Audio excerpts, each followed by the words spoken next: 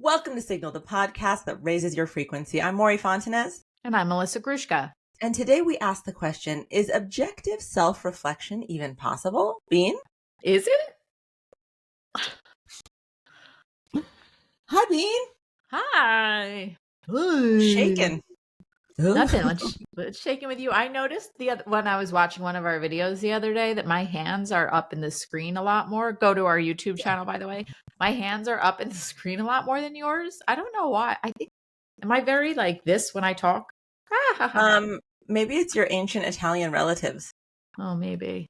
I don't know. Always have my hand on my face. You always look so composed and poised. Well, I think that pretty much, Makes sense. That's on brand, yeah. It's on brand. I don't notice your hand. I don't notice you talking with your hands, but it must be that you've been doing that for the past 20 years, and so I'm used to it. Oh, I guess. How's your week been? Tell us something interesting about yourself. All right. Should we just cringy it up? Cringy delighty? Cringy? I do. I have a cringy. I very briefly touched on it with you already, but I'm just going to share it with the masses. I love when you say the masses. Like, that's so biblical of you. Like, you're standing, at like Mount Sinai, and you're just giving a speech or something. I love that visual. Thank you. Feels more powerful now. Visual? Yeah, it feels more powerful standing in Mount Sinai, about to tell people what happened to me and what a fuck up I was this week. Okay, good. Go ahead. Listen, all the friends at Mount Sinai. I got a call this week. I know this episode is about to come out early September, but it's just a few weeks prior to early September right now, and school is about to start. This breaking the fourth wall thing. I'm sorry. You tell people when we record, and I just don't know how I feel about it. Okay, I'm sorry, but the cringe has to do with it. Was that I got a call. Teachers are about to come out. School starts in like a week and a half. I got a call. For the record, my youngest one is starting public school. He's been in private school through kindergarten and stuff. And so anyone who has children who need to go to public school know that the enrollment process is absurd. They're like, show me what it was like when your mother gave birth to you. We need photographic evidence. And I'm like, I don't have all of that information.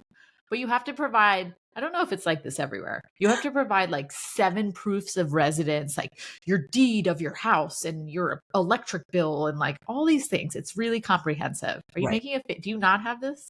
We have 2. Yeah, we have one. We have 1 proof of residence. I have 4. Immunization. 4. That's wild. We have 4 proofs of residence, immunizations.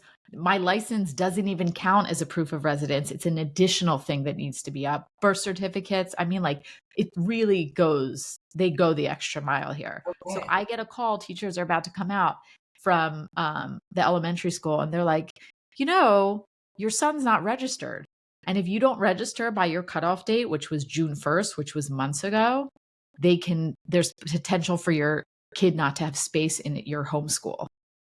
So they could like go to another one. And I was already freaking out about him starting public school and not knowing anything and not knowing anyone. And they called me and they're like, he's not registered. I went into like a full panic immediately and was like, I did it. I don't know what happened. I remember I had all of the documents saved on my computer and then I erased them all because I was like, this takes up too much space. Oh no. So I had to redo everything. I had put in a request for his teacher. And then I was like, is my request not going to be honored? And I was in a full panic. So I panic emailed the principal and was like, I don't know how this happened. I can't believe it. Is there going to be room for him? Is he just going to be shoved into some class? Is my request going to be honored? And this is after I had been freaking out for hours. Is this story too long? A little. It's a really detailed story about documentation. Oh, okay. So if anyone's still listening, she's about to wrap it up here. Here's the point. Principal calls me unexpectedly. I'm expecting an email back. He calls me within minutes of me sending because he's a great principal.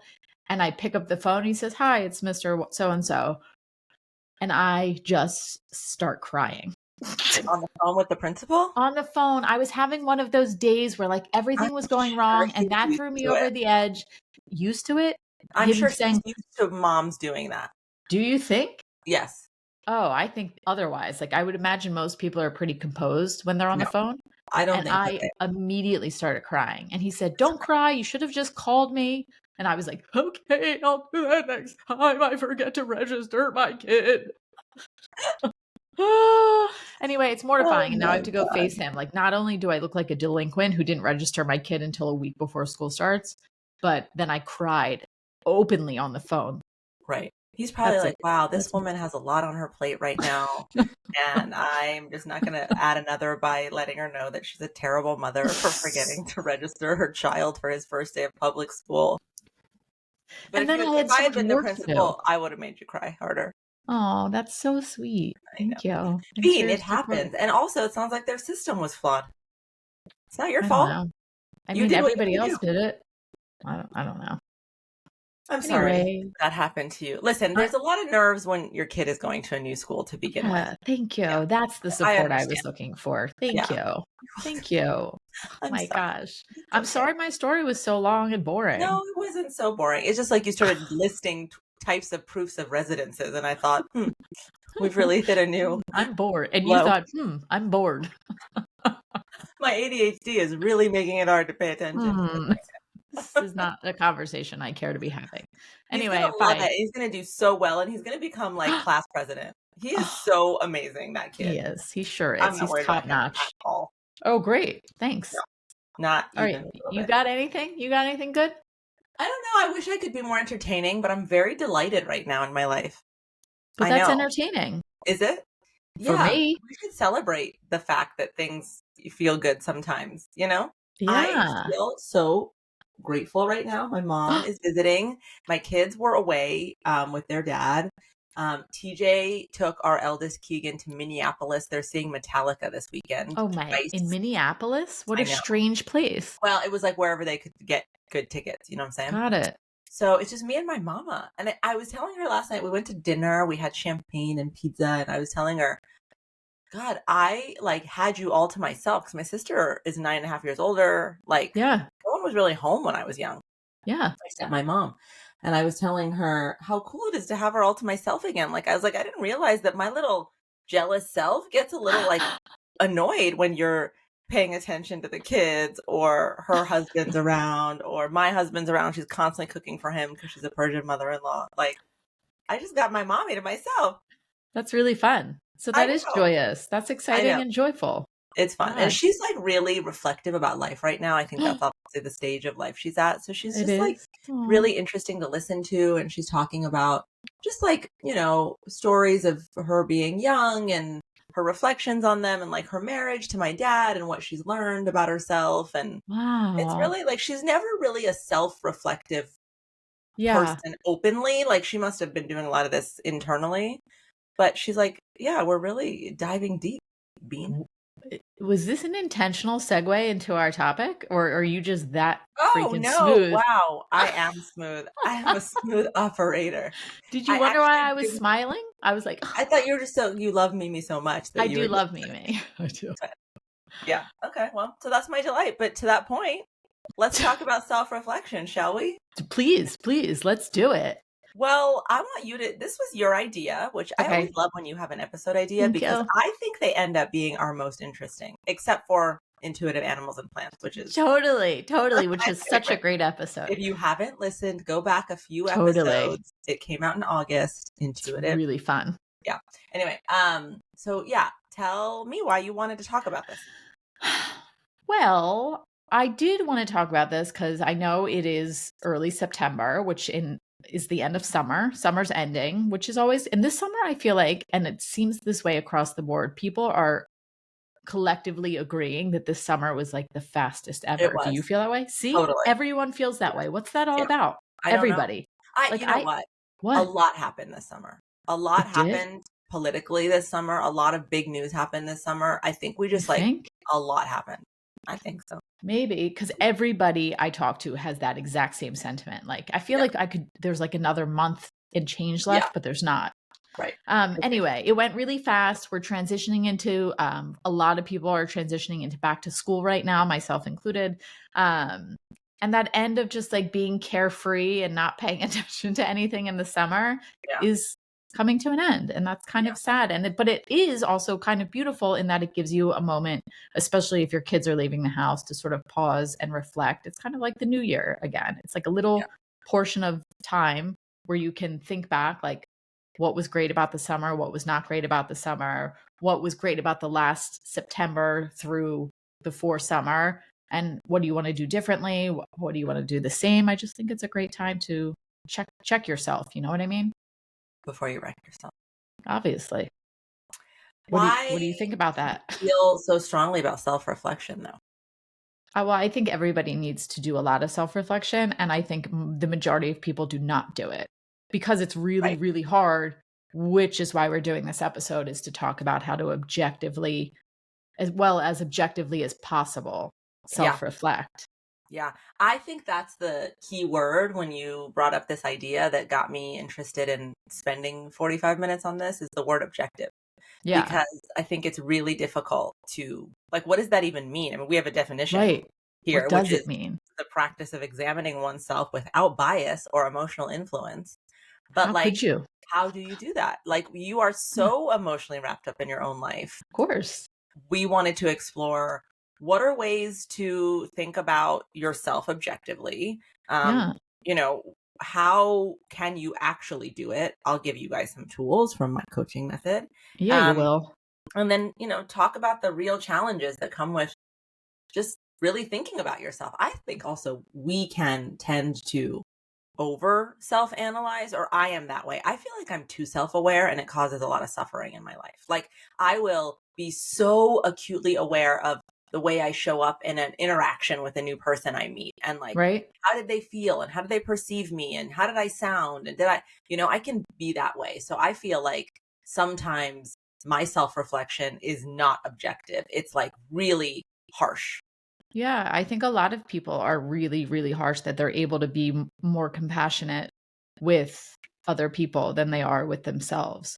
Also, Right. like when you just said it, you sounded judgmental of yourself. Like, how did I show up with this person? Rather than saying, this is how I showed up.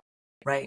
How would I shift it next time? You're Right. sounding very like, oh, why did I do that? Why did I do Totally. that? There's, like, Yeah. such a big inner critic in my voice when it Yeah. comes to self-reflection, for sure, and my Oh, voice is wow. kinda yeah. Well, I think the point of this episode is that we can do it more objectively and then grow from it. Well, that's my hope. That's my Okay, goal. great. Let's do it, Bean. Great, let's do it. So we just So I'm gonna discussed start by asking you a question for me. so I would like to know why you think it's important. I mean, I think that, whenever there is a bias, it just distorts our reality, Of course. and it's important if you want to grow as an individual Yes. and become the truest version of you that is living your purpose and feeling connected to others, to self, to source, that you are able to see yourself without that bias, without that distortion. Because if the distortion exists, then you're not going to really understand, one, your value, Right? which is really important. When you don't understand your value, you tend to then create life circumstances and put up with interpersonal relationships that don't serve you, that don't meet you at your actual frequency. They meet you at a lower frequency. And if there's room to grow, There's when there's always room to grow. distortion, There's yeah, always room always. to grow. But when there's distortion, you don't attack the areas that really need your focus because you're not seeing them clearly. So I think that Totally. that's why objectivity is so important, is to try and really remove distortion. Now, where is there distortion? It's in the emotion that comes with the way that we feel about ourselves. And so how do you then get rid of um emotion? That's the hardest part. Great. Yeah. That's a great segue to my next question, which is how the How? F do we do that? Like, honestly, this was my idea, I think, because I don't understand how to do it objectively. And I do self reflect a lot, particularly at this point in my life, Yeah. but I don't know how to do it without feeling judgmental and attaching a lot of emotion to it. Yeah. I mean, in my paradigm, there's two ways of viewing yourself and the world. I actually was so funny. I was saying to my mom yesterday, we were driving, and I said, Mom, you know what I'm realizing as I'm getting older is, What? like, it is really true that your perception is reality. Like, 100%. however you see things, that is what things are. Right. period. And everybody is doing the same thing. However Right. they see it is how things are to Right. them. Right. Exactly. So then, with that being true, the way I see it is there are two primary sides of us. There's a million aspects of us, but there's two primary sides that can help answer this question. There is the contracted, limited self who's got limiting belief systems that come from old stories about self or old stories that other people have handed down to us, right? Like, Right. this is what a good mom is like, right? Right. Like our mom and grandmother and great grandmother, like they had this story, we take it on. Right. Those projections, those limiting belief systems, they cause us to really see ourselves through the lens of others. They don't open us up to, well, who am I really? What do I really believe? What is actually my value? What is Right. actually my organic way of being in the world?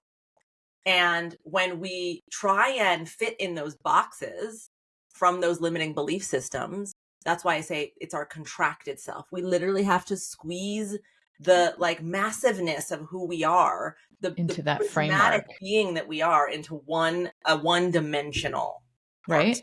So a lot of the emotion that comes with self-assessment comes from attachment to those boxes, attachment to those limiting belief systems that have been handed down to us. And so interesting. I was in a session last week with a client and we were talking about why be attached to this identity that's so contracting. And what we came to is, oh, it's a form of being connected to my family. It's a kinship that when I'm attached to this limiting belief system and this identity, then I'm still in connection with this family of mine that handed it to me. So there's a myriad of reasons why you're going to be attached to the compartments, the limiting belief systems, the little boxes of identity that people have put you in. And not just family, by the way, media, totally, friends. I mean, everybody.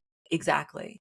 So the emotion that comes with having to detach from those identities and those limiting belief systems is really a big impediment. So how do you get over that emotion? Correct. Well, it's really important I use this spectrum exercise. I think I've talked about it 100 times on this podcast, where I have my clients look to the left and really feel their most contracted limiting belief systems on the left side of their body. Like, this is what makes me feel the smallest, the most fearful, the most anxious, the Why on the most limited. left? It's actually something I intuited, but then a therapist told me that later when I was doing this in a workshop and she was there, she said, did you know that something about the brain, the left side of the brain holds the fear center?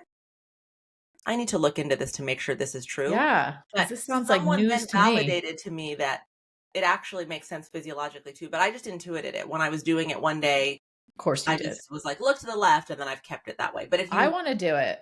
Okay, so when you look to the left, it's like, what are the contracted selves? Like, and actually, it's hard to do this just broadly and generally. The way I walk people through this is like, think about a decision you're trying to make right now, or something that's keeping you up at night, or something that you're stressing over, right? Yeah. And then if you turn to the left, what are the voices on the left side of this spectrum?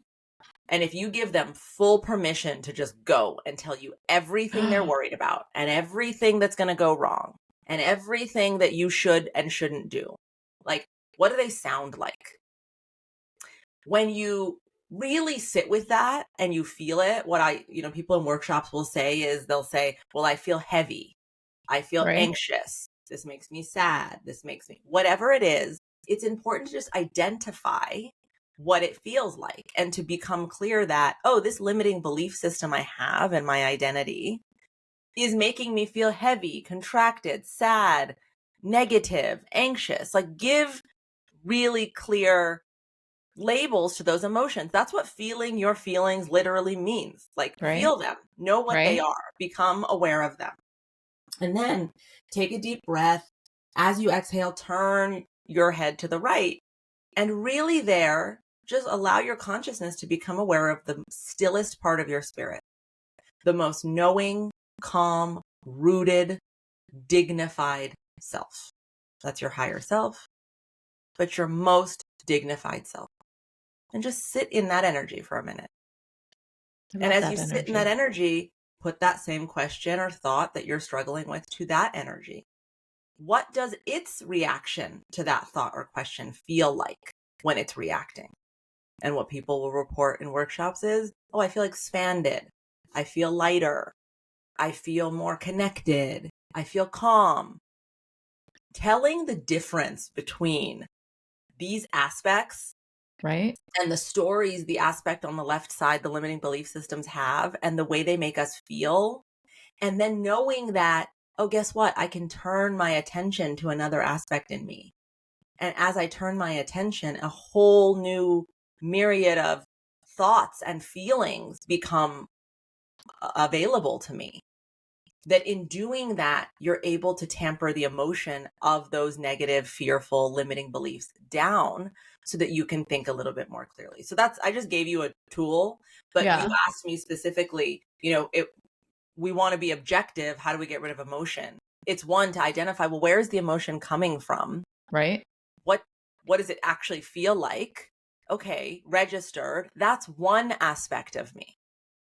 Now, if I take a deep breath and I turn my attention, oh, there's another aspect of me. Right. And being able to separate and differentiate allows you to just have a little distance from that emotion to invite in some objectivity. I see. The whole time I kept going, no, you're still going to have that there. You're still going to have that there. But now it's more clear to separate the emotion and allow that to be a part of you still. Yes. Like you can't ignore the stuff on the left. The shit that's hovering over there will exist in you. And that's probably a pretty critical part of self-reflection. Yeah, totally. I mean, I don't know. I want to make this really practical. Like, what's something that you feel like you've had to do a lot of self-reflection around? I know one for me that's like objective. What's something that you've had to reflect about yourself to clear a path to actually grow into who you want to be, that you had to be objective about? I mean, I feel like I'm in the middle of one right now. Do we want to?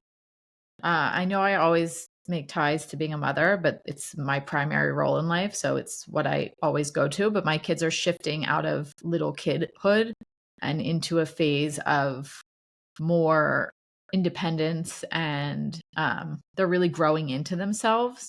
Yeah. But I have held on to this role of being a mother for so long, and I dove headfirst and gave it my all, that I am now struggling with how much of that do I still apply and how much do I start to back off to let them grow on their own and become more independent and stop cutting up all their food and all of that kind of bullshit. Yeah. But it's been such a part of my routine for so long. Like even last night, my middle one, I said something about cutting it up and she said, but I never asked you to cut my food up. I love it. And I said, oh, you're right. Like you don't now. Cause I said like, it's time you guys do all these things. Like I have to stop cutting your food. And she's like, I never asked you to cut my food. Yes. And I was like, oh shit, you're right. You never do ask me to cut your food. I just do it. And I think I'm doing that all day long, like in and out, all these things that I've been used, that my kids needed for a long time, but no longer need and don't serve them. In fact, it's detrimental to them at this point that I'm not allowing them the opportunity to do certain things on their own. I'm like coddling. So I'm at this crossroads, I feel like. This is such a good example where I want to ask you, okay, so if you're reflecting on yourself with objectivity, what have you learned about yourself around why you can't let go? Because I think I get a little bit of tunnel vision when it comes to myself. And I can't see outside of it. Like I've struggled to see where I'm going, what direction I'm even moving in outside of motherhood. Right. I've talked about it countless times here. Yeah. I'm doing this podcast, I'm working for you and it's great, but I'm still in this like, who am I outside of this phase? Yeah, and I'm discovering it and I'm growing. And in the process, I'm reflecting a ton. Yeah. But it's really hard because this has been my mentality for so long. It's like, I don't even know what I'm looking for sometimes. And I don't have the answers. Like there is no clear guideline as to what I should let my kids do and what I shouldn't let my kids do. So I have to like really tune into my intuition, if you will, my mother intuition, and make a decision about how much I start to let go and how I think not even let go. I think I just have to mother in a different way.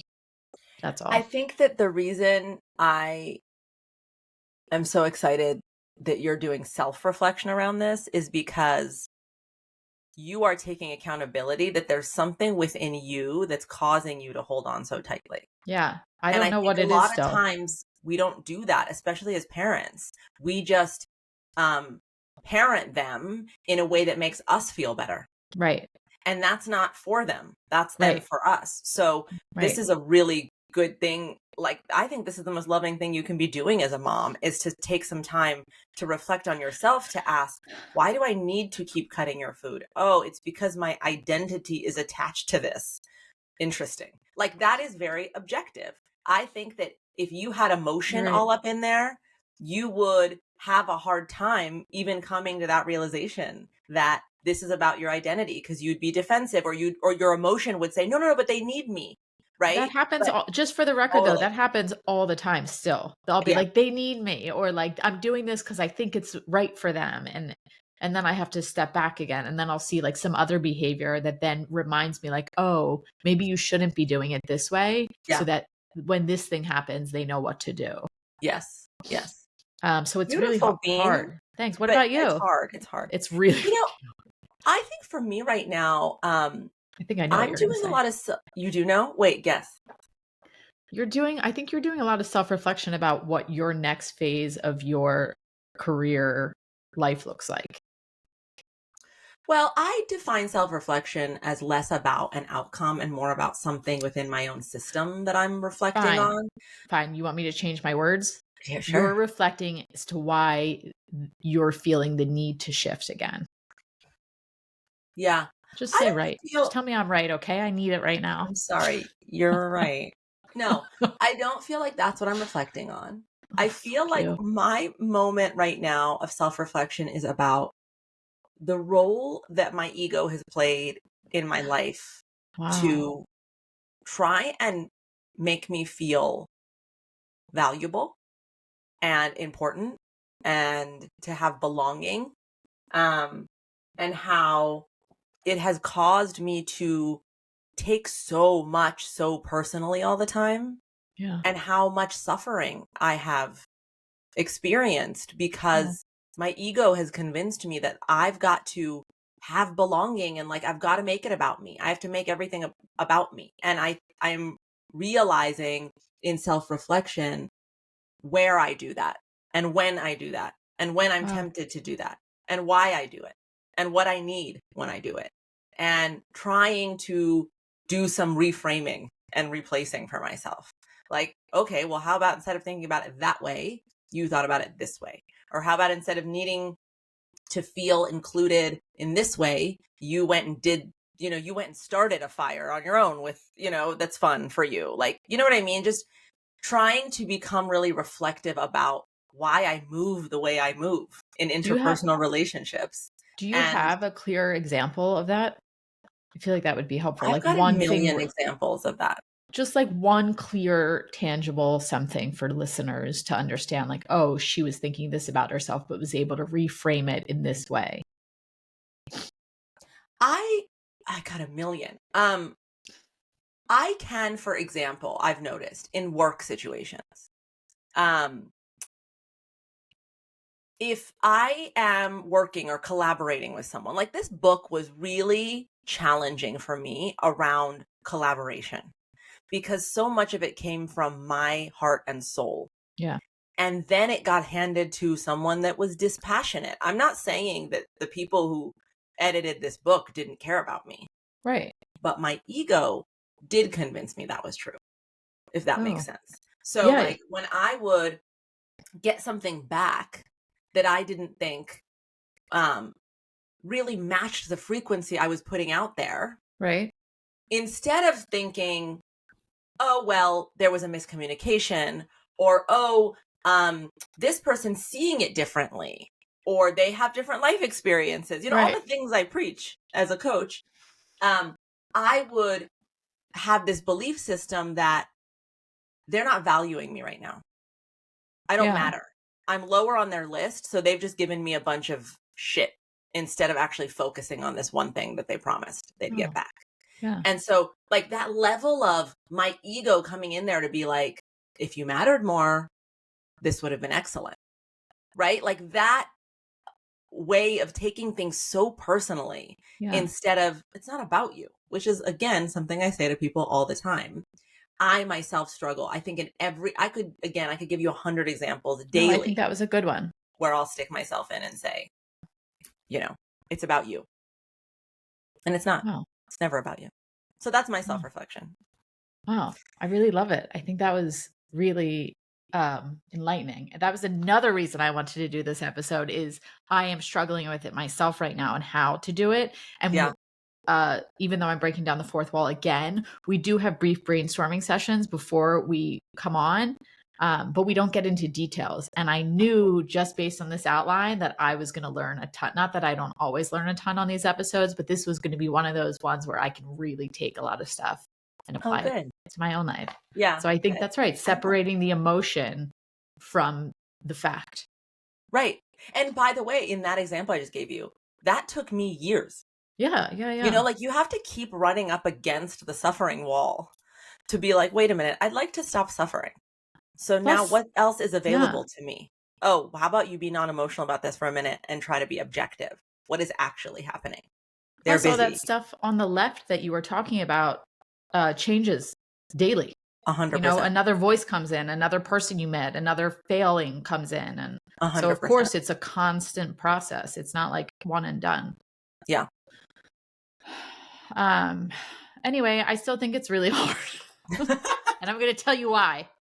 Tell me. I think people have a really challenging time seeing their own flaws, especially when it's just part of your inner workings that's been going on with you for so long. I mean, you've been operating, honestly, since I've known you, you have kind of had that mentality that you just told me you struggled with. Like, why?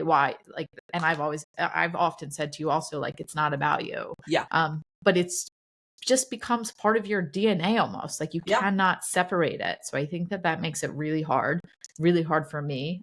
There are parts of me that have been here since I was tiny that it's hard to sort of unravel that. Well, let's talk about that. It's really hard to face certain truths about yourself. 100%. I get what you're saying. And, why is that? I think for most people, well, I don't want to speak for everyone. For me, it almost feels like if I face that uncomfortable truth, then suddenly all of my limiting beliefs are right, or all of my fear voices will be proved correct. It feels like a dam will break. That if you accept that, you know what, this is one way that I have been wrong, or that I, not wrong, but this is a way that I need to improve myself. That's not serving me or serving other people. That like, if you let that wall down and you accept that, then holy shit, what else is wrong with me? Right. What else? Totally. What else of these projections that people have been sending my way are accurate? Right. Totally. Also, I think that self-reflection, I mean, something that could have been serving you 10 years ago very well may no longer serve you at this point in your life. So it makes it tricky because you already self-reflected and came to a conclusion, but then something could shift. And then you have to self-reflect again, which I think is one of the hardest parts. Is it's like a consistent practice that needs to happen. Yeah. But like, who is sitting there all day, every day, like, oh, how can I objectively see what's going on with me? Yeah, that's so true. I think doing it consistently also ends up resulting often in a lot more judgment towards oneself because it is hard to separate the emotion. Yeah, no, it's true. And I think that part of our problem is our addiction to perfection. Yeah. Like, oh, if there's one flaw, then I'm not perfect. So then how am I going to admit this one flaw to myself and still exist in this image of perfection when like perfection is a fucking illusion, people. And it's also real. Objective or subjective. Exactly. Subjective. It's not real. So I think that like, if we were less obsessed with perfection, if we were less obsessed with projecting perfection to others, correct, then we would be more likely to see our flaws as, another thing I got to work on. Like, no one's perfect. Okay, I've got this to work on. Bina's got that to work on. TJ's got that. Like, if we just saw that that's the way it is, we are all works in progress, then it would just, we'd normalize these flaws rather than wanting to be perfect projections of happy, successful, youthful, gorgeous, in love, lovable, whatever the hell we're projecting. And I think social media does not help with the all. consistent projections of perfection that are just snippets of people's lives. Yeah. And that said, I think that as a society, we are the most open about our personal flaws as we've ever been before. I think that if you scroll through Instagram or TikTok, you do see people talking really honestly and openly about their struggles with mental health, with whatever, which is like beautiful. whatever it is that they're going through. I think that we are moving towards accepting the realness of who we are and the realness of life, which is really nice to see.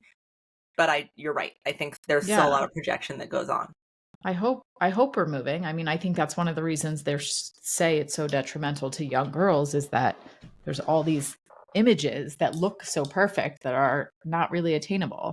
Yeah, exactly. Anyway, that's besides the point. I mean, the other thing I think that's challenging is, I think you touched on this, like, if you're going to be objective, how do you also then be compassionate to yourself?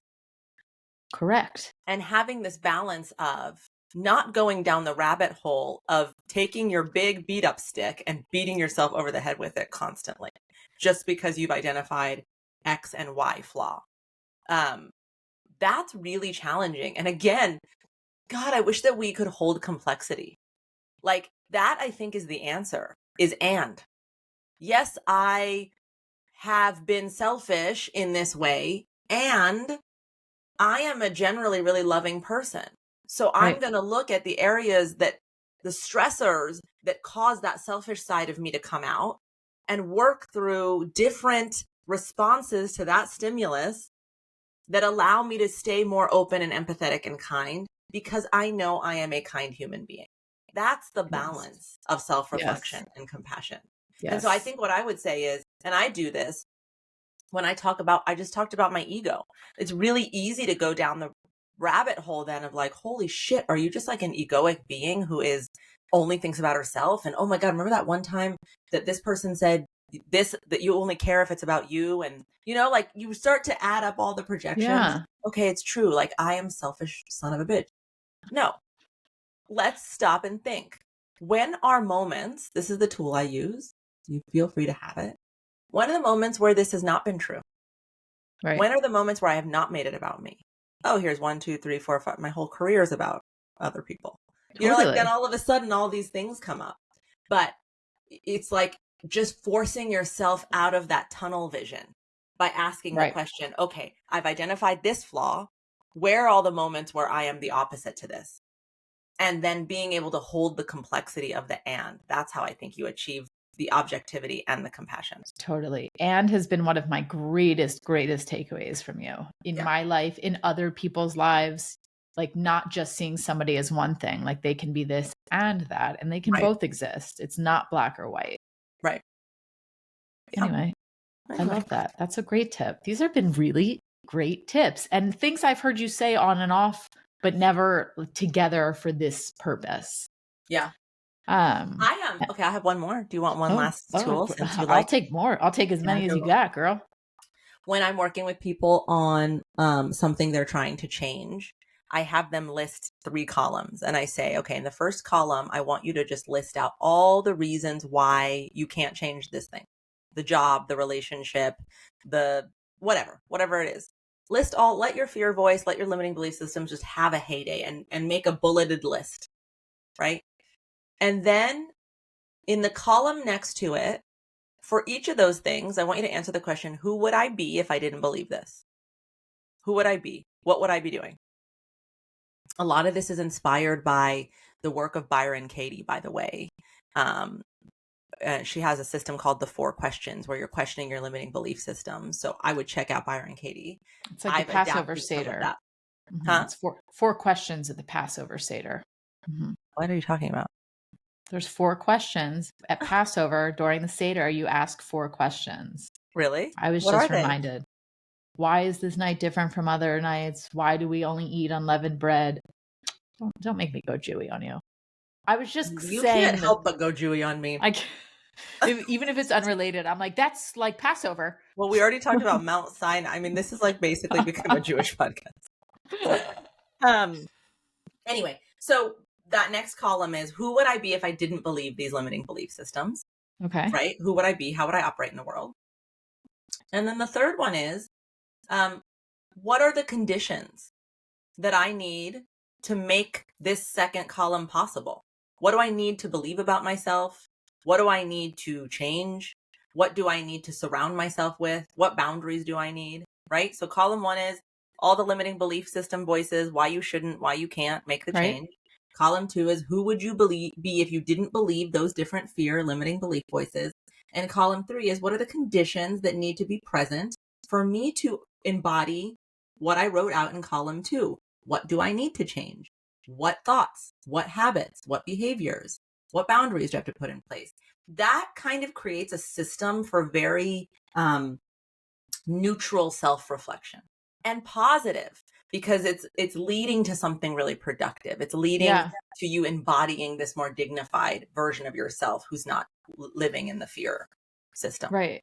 Even phrasing it that way is more positive. Like instead of saying like, stop being such a selfish shit, you're like, if I shift to this behavior, I'll make more space to see it from other people's perspectives. Yeah. Right. So those are your tangible takeaway tools that you love so much. I think it's great. And I think it's really critical to do. And I even think I'd like to add that I think self-reflection doesn't have to always be about what's not working and what you need to improve upon. It can also include where your strengths are and understanding them better and leaning into it better and just understanding yourself as a whole in a better way. Can you think of anyone? Let's end on some like success stories. Can you think of anyone that you watched go through some serious self-reflection and transform for the better? Oh my God. It's a hard one. Does it have to be somebody I know? No. Oh, do you have one? Yeah. Go. I write about this in the book. I credit my sister as the person who I see having done the most work of self-reflection on herself and transforming. I've even witnessed it from the sidelines over the past 20 years. Yeah. And she's been on the show. If you guys haven't caught her, she's a somatic coach. We have a 2-parter with her where we talk about somatics, and she leaves a lot of gems of wisdom. So check that out. But, you know, my sister grew up with my mom and dad together. My dad was really, had a really massive temper and was really hard to live with and was just really a demoralizing force in her life. And so she created a lot of limiting belief systems, obviously, about herself. I'm much younger, and by the time I was of age where I could remember anything, they had gotten separated. But she really existed in this like defensive stance of anger and fear because of that. And she and I would butt heads. I mean, you know this, when we first became close, my sister and I were not close. And you would just say, my greatest wish is that your sister becomes your best friend. I always tell her that. And she really went through this process of like looking at herself. Why do I get like this? Where is this anger coming from? Why do I react this way? Why am I defensive? And it's been a lifelong process of work for 100%. her. But she is the most caring, compassionate, open, non-judgmental, easy to talk to person in my life now. She has softened so much over the years. Softened. And it seems more true to her also. Totally. She is in line with her truth. She's not contracted. She's fully like standing in her dignity of her truth. Yeah. Whereas before, I feel like when you guys would argue, hers was coming from just like a place of anger. Yeah. Totally. Whereas that wasn't really who she was.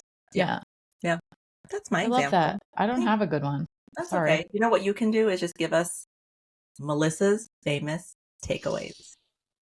My biggest takeaway personally was that being able to see both sides allows you to take some of the emotion away. I think taking the connected emotion is the best way to see it objectively, just to see the facts on both sides and then make a decision based on that. And to practice, as challenging as it is, I think having self-compassion, just as you would for any other person you care about in your life, will allow you to do this more effectively. If you do it every time and hate yourself every single time, you're going to get nowhere. You need to slow down. You need to also understand this is like a lifelong journey of growth. And what made sense to you and what you reflected on at 30 is not necessarily what makes sense to you at 40, and which makes no more sense at all at 50. So constantly stay aware. And I think that if you do all of those things, it has benefits that it's like major ripple effects. Like, I think that you can have better relationships with people around you because you're in a more honest space. I mean, your sister's a perfect example. Yeah. You guys can communicate more freely without all these walls up. I think it gives you more clarity and understanding in life so that you can make more informed decisions and not react from a place of whatever it is. I think defensiveness. And I think that a really important thing that I understood also is that this allows you, which is a real tie back into everything we do, to hear your higher self. When you're removing all of that judgment and you're removing all of that chaos and you're just looking at yourself like objectively and clearly, you're like, oh, now I get it. And you can clear the path for you to have the best understanding of yourself and therefore probably be more open to hearing your higher self at that point. Beautiful. Thanks. What a good takeaway. You should do this for a living. Thanks. All right, guys. Well, thank you for listening again to another episode of Signal. As always, the best way to support this show is to share this or other episodes. Sharing is caring. But also leave us a review anywhere you're listening. And don't forget to tune in next week for another episode. Bean, I'll see you then. Bye. See you then. Bye.